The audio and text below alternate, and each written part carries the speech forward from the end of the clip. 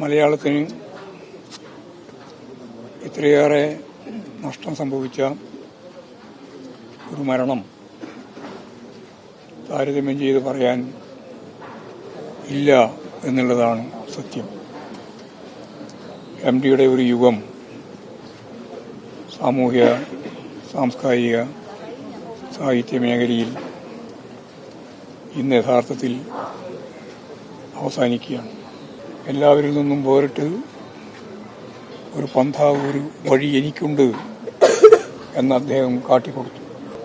വർഗീയതയ്ക്കെതിരായ പോരാട്ടത്തിന്റെ മുമ്പിൽ ഏകനായി അദ്ദേഹം മുന്നോട്ടേക്ക് പോയപ്പോൾ മതനിരപേക്ഷ കേരളം മുഴുവൻ MDയോടൊപ്പമായിരുന്നു.